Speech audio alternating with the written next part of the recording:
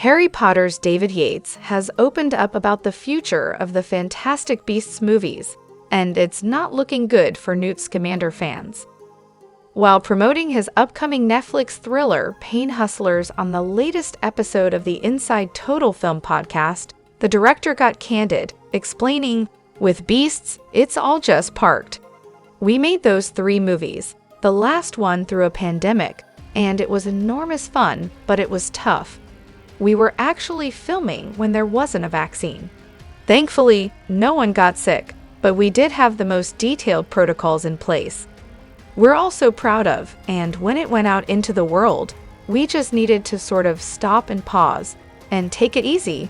Yates continued, presumably referencing the sequel's negative reviews and disappointing box office takings.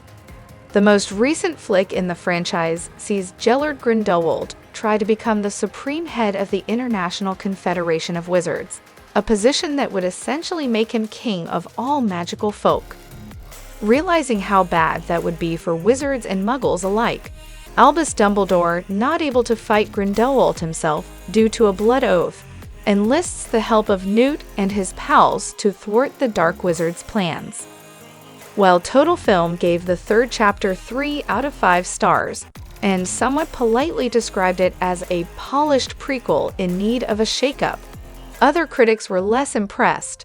As it stands, The Secrets of Dumbledore has a Rotten Tomatoes score of just 49% and is the lowest-grossing film in the Wizarding World franchise, having earned $407 million worldwide. Its predecessor, Fantastic Beasts: The Crimes of Grindelwald, is rated just 36%. Figures aside, the series is not without its controversies either. Of course, first, there was the recasting of Johnny Depp, as Mikkelsen took over the role of Grindelwald.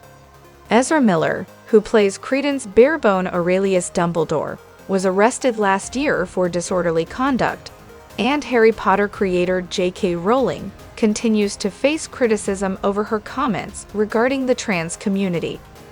The idea that there were going to be 5 films was a surprise to most of us, Yates went on.